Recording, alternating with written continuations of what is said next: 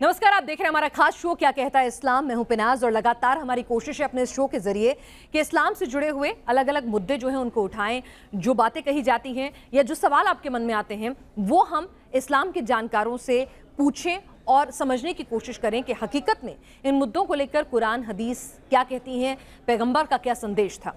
तो आज जिस मुद्दे पर हम बात करने जा रहे हैं वो हमारे समाज में जहाँ पर कई धर्मों के लोग रहते हैं उनके जहन में ये बात बार बार आती है, क्या मुसलमानों को दूसरे धर्मों के त्योहार मनाना मना है?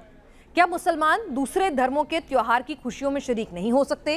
क्या मुस्लिम लोग दूसरे के त्योहारों को मुबारकबाद नहीं दे सकते? क्या एक मुसलमान किसी हिंदू को होली मुबारक, दिवाली मुबारक नहीं कह सकता है? क्या अल्लाह ने इसके लिए मना किया है? क्या कुरान हदीस इससे रोकती हैं?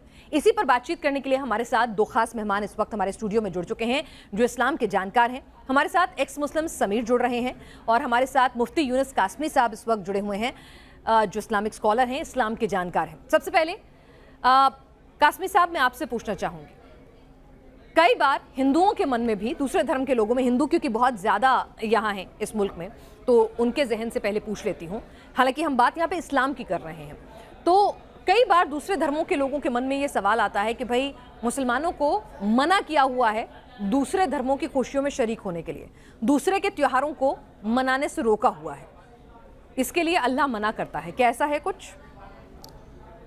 देखिए, इस्लाम और जो दूसरे धर्म हैं जैसे हिंदू धर्म है या और भी धर्म है, इनमें बेसिकली तौर पर अक़ीदे का फ़र्क है। और अक़ीदा क्या है? हमारा अक़ीदा यह है कि अल्लाह एक है और अल्लाह के अलावा कोई भी इबादत के लायक नहीं है। हिंदू मज़हब में बहुत सारे देवी देवताओं की इबादत की जाती है, पूजा की जाती है। तो अब क्योंकि जितने भी त्यौहार हैं वो किसी न किसी भगवान से या किसी से जुड़े हुए हैं, तो अगर कोई बंदा उसकी त्यौहार की मुबारकबाद देता है तो गोया कि वो उसके शिरक में शरीक हो रहा है, उसके शिरक में शरीक हो रहा है। तो इसलिए मना किया जाता है क्योंकि यहाँ अक़ीदे की बात आती है। रहा मसला हिंदू मुस्लिम की हमदर्दी का, मोहब्बत का, प्यार का, उसके बारे में इस्लाम की तालीम यह है कि आप अपने पड़ोसियों के साथ अच्छा सलूक करें, चाहे वो किसी भी धर्म का मानने वाला हो, आप उसकी मदद करें, आप उसकी हेल्प करें। इस्लाम में ये नहीं कहा गया है कि भाई दूसरे दोस्त जो हैं दूसरे धर्म के वो तो काफिर हैं?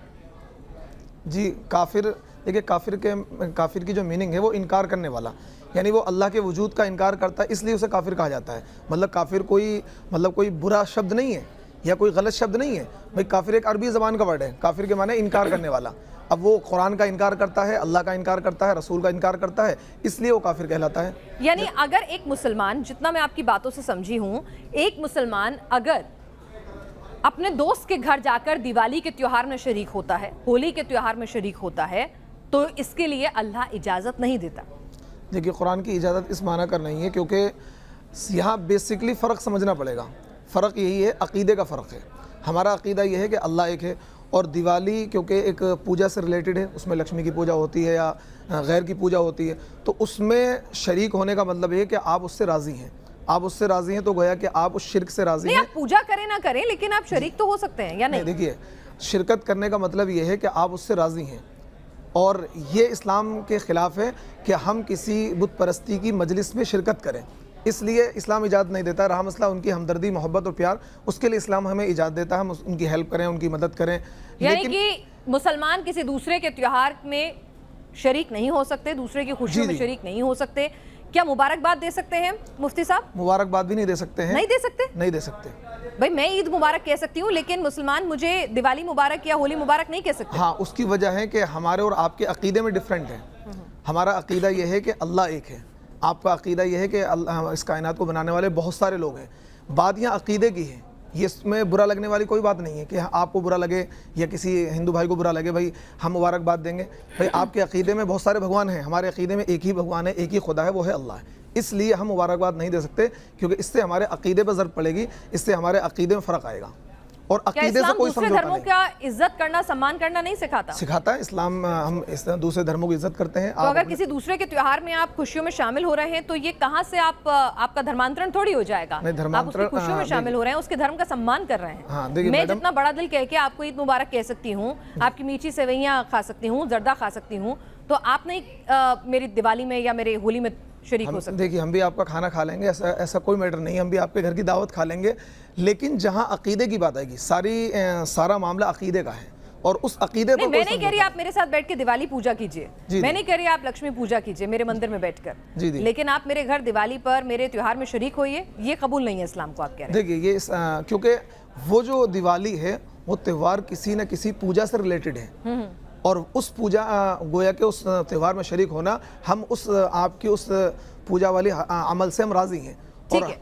ये इस्लाम नहीं सिखाता। इस्लाम नहीं सिखाता, तो यानी कि इस्लाम किसी को मुबारकबाद देना किसी दूसरे के त्योहार में नहीं सिखाता, इस्लाम अपने किसी दोस्त के घर दिवाली होली के जश्न में शरीक नहीं होना सिखाता। समीर, यानी बिल्कुल मनाही है, क्योंकि कई बार तो लोग आके कहते हैं नहीं नहीं भाई हमें कोई दिक्कत नहीं है, अल्लाह तो कहता है दूसरे के भगवान की इज्जत करो और उनको कबूल करो, लेकिन आज मुफ्ती साहब तो एक अलग ही इस्लाम बता रहे हैं, तो मुफ्ती साहब सही कह रहे हैं?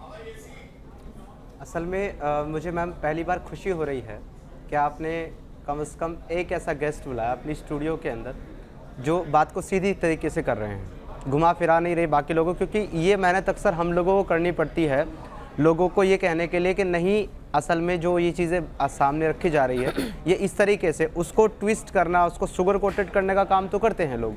तो मैं इसके लिए शुक्रिया अदा करता हूँ मुफ्ती साहब का, और उनको मुबारकबाद भी देता हूँ कि एटलीस्ट वो सच को खुल करके बता रहे हैं। ये आपको अलग इसलिए लग रहा है क्योंकि आपको इस तरह के जवाब की उम्मीद नहीं है किसी मुसलमान से, लेकिन हकीकत यही है जो मुफ्ती साहब बता रहे हैं। असल में इसके पीछे का जो कॉन्सेप्ट है वो शिर्क से है। इस्लाम का सीधा सा फंडा ये है कि अल्लाह के सिवा कोई भी इबादत के लायक नहीं है, बंदगी के लायक नहीं है, कोई खुदा नहीं है सिवाय अल्लाह है। और उसके अलावा जितने भी दुनिया के अंदर त्यौहार या फेस्टिवल्स मनाए जाते हैं वो किसी न किसी गॉड के साथ रिलेटेड होते हैं। तो जब आप किसी गॉड को रिलेट करके उसकी पूजा करके या उसके तरीके से उसको मना करके आप किसी भी फेस्टिवल को एंजॉय कर रहे होते हैं, मना रहे होते हैं, तो वहाँ पर आप शिर्क कर रहे होते हैं, यानी कि आप अल्लाह ताला के हुक्म का आप उल्लंघन कर रहे होते हैं, उसके हुक्म को आप तोड़ रहे होते हैं। तो इसलिए अल्लाह ताला जो है वो तमाम मोमिनों को, मुसलमानों को ये हुक्म देता है कि तुम किसी भी गैर मुस्लिम, मुशरिक और काफरीन के जो भी त्यौहार हैं उनके अंदर शिरकत ना करो, ना उनकी मुबारकबाद पेश करो, क्योंकि ये शिर्क है। और शिर्क एक ऐसा गुनाह है कि अल्लाह जो है वो सारे गुनाह माफ़ करेगा, लेकिन शिर्क का गुनाह माफ़ नहीं करेगा।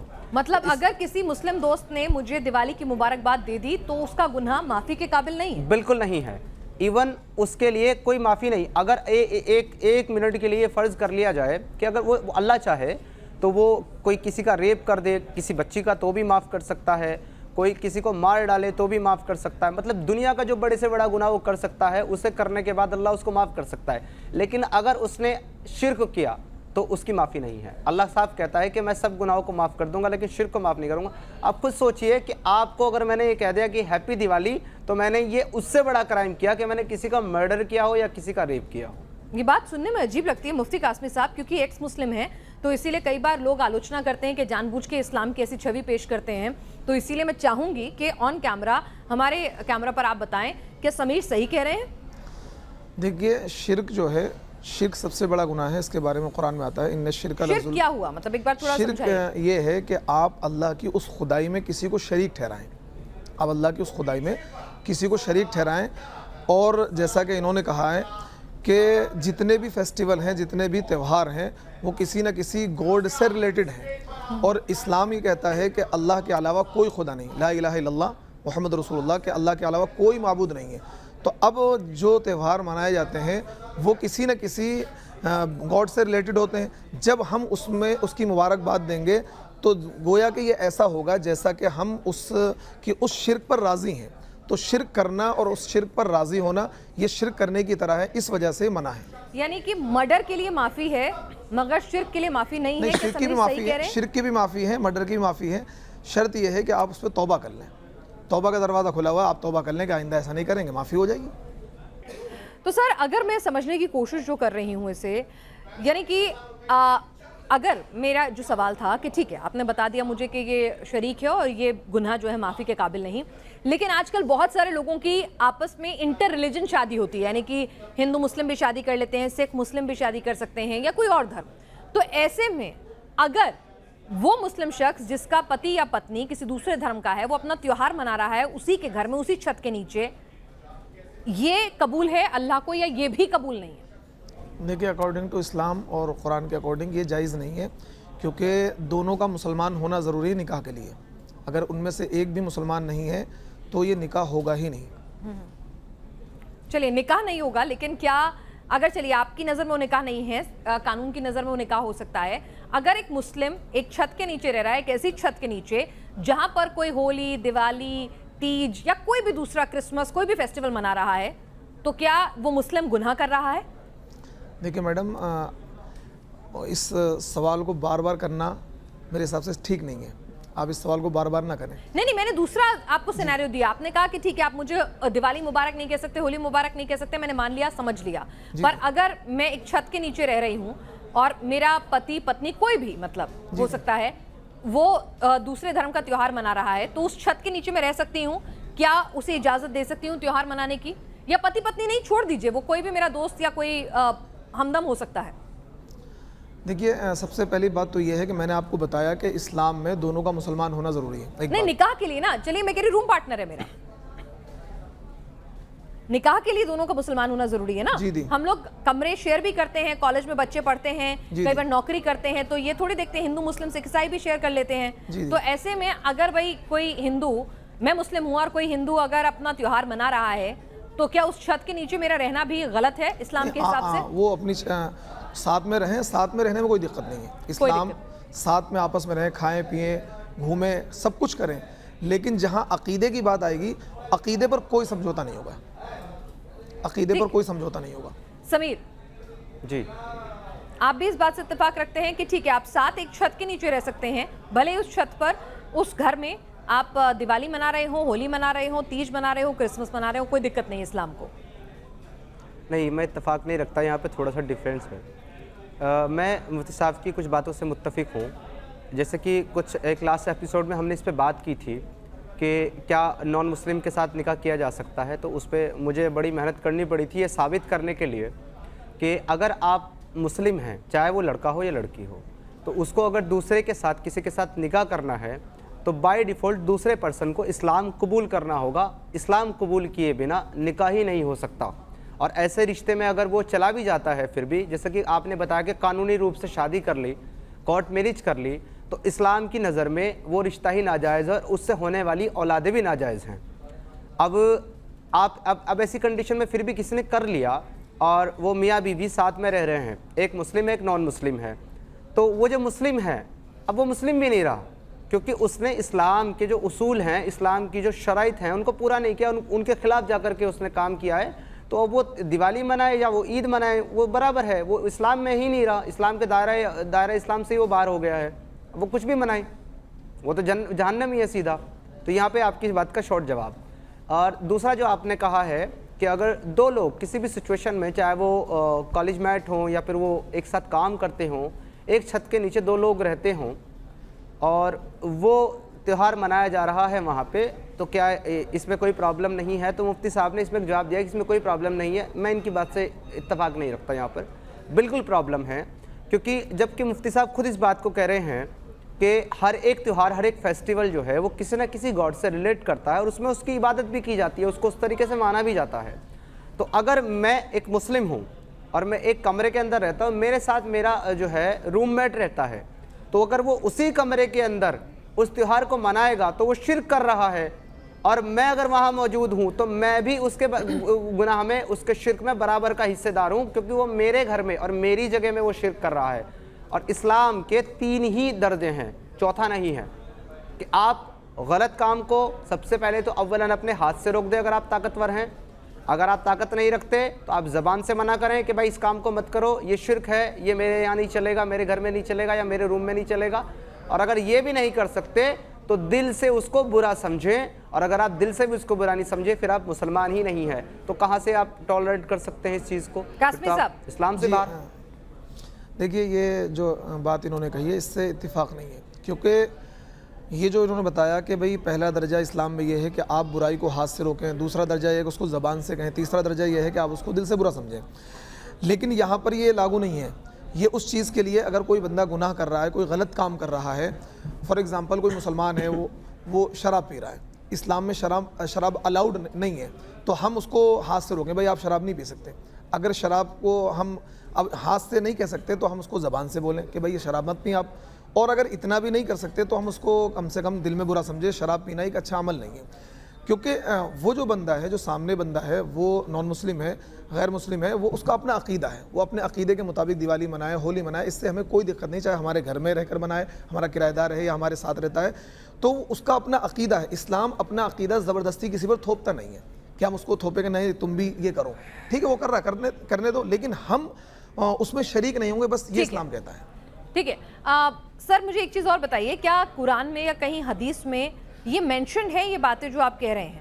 जी बिल्कुल, कुरान हदीस में मेंशन है बातें, मेंशन है। अच्छा एक चीज़ बताइए कि कुरान हदीस में या कहीं भी ऐसा लिखा हुआ है, जी समीर मैं आपके पास आ रही हूँ, एक सेकंड रुकिएगा, क्या कुरान हदीस में कहीं ऐसा लिखा हुआ है कि आप नॉन मुस्लिम्स के साथ रह सकते हैं, या उस पर भी मनाही है, उसको लेके कोई गाइडलाइन है? इसमें कोई मना नहीं है, आप किसी गैर मुस्लिम के साथ रह सकते हैं, खा सकते हैं, पी सकते हैं, ताल्लुकात रख सकते हैं, दोस्ती रख सकते हैं, इसमें कोई हरज नहीं है, बल्कि उसकी मदद भी करनी चाहिए एक इंसानियत के नाते। नॉन मुस्लिम के साथ मैं सारे व्यवहारिक रिश्ते रख सकती हूँ सिवाय निकाह के? समीर जी नहीं, बिल्कुल नहीं।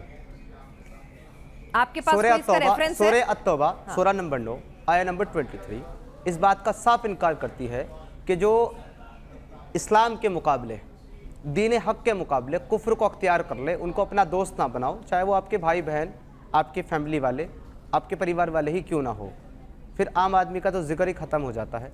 दूसरा जो हज़रत ने कहा है कि आप जो है उनके साथ रह सकते हैं, खा पी सकते हैं, और इन्होंने बोला कि कुरान इसकी इजाज़त देता है। मुझे एक आयत पेश कर दें जो ये कहता है कि तुम मुशरिक और काफिरों के साथ जो है अच्छा बर्ताव करो, उनके साथ अच्छे से मिलो और उनके साथ खाओ पियो और सारे त्यौहार फेस्टिवल तुम मनाओ। मुझे आप ये एक रेफरेंस ये मुफ्ती साहब से मैं दरख्वास्त करता हूँ कि एक आयत मुझे पेश कर दे, कुरान की कौन सी आयत में है? देखिए फेस्टिवल के बारे में तो नहीं है, लेकिन आप नबी साथ रहने की दे दें। हाँ देखिए, नबी अलैहिस्सलाम का खुद का तर्ज अमल आप देखिए। नहीं तर्ज अमल नहीं, कुरान की आयत नहीं, देखिए तर्ज अमल पे अगर आना है ना तो उनका तर्ज अमल ये भी है कि बनु कुरैज़ा के एक एक फर्द को उन्होंने कत्ल करा दिया, और जो मासूम बच्चे थे ना उनकी पतलून उतार के चेक किया है कि किसको प्यूबिक हेयर आ गए हैं, कौन बालिग हो गया, जो बालिग हो गया उसकी गर्दनें कटवाई है आपके मोहम्मद रसूलुल्लाह ने। तो ये चीज आप नहीं, ये रेफरेंस के मैं रेफरेंस दूंगा, मैं आपकी तरह हवाई बात नहीं करूंगा, मैं रेफरेंस दूंगा, बनु कुरैज़ा का किस्सा खोलूंगा मैं, इब्ने हिशाम की किताब खोलूंगा मैं। बनु कुरैज़ा का जो किस्सा है वो एक अलग मामला है। नहीं अलग मामला नहीं है, उन्होंने मुआहदे को तोड़ा था, उस मुआहदे को तोड़ने की वजह से मामला है वो। अब ये मुआहदे वाली बात आ गई, बात तो कुफ्र की हो रही है। देखिए बात कुफ्र की हो रही है। जंग जो है अल्लाह के रसूल सल्लल्लाहु अलैहि वसल्लम ने खुद इरशाद फरमाया है कि अरब की सरजमीन से तमाम काफिरीन और मुशरिकीन को बाहर निकाल दो, आखिरी वसीयत है। जी ठीक है। दूसरी बात यह है कि अल्लाह के रसूल जो है आप सल्लल्लाहु अलैहि वसल्लम जो है उनकी हदीस है सहीह बुखारी 4357 4357 साफ साफ कहती है कि एक शख्स जो है अल्लाह के रसूल के पास आए, उन्होंने पूछा कि आप कौन हैं? उन्होंने कहा कि मैं अल्लाह का रसूल हूँ।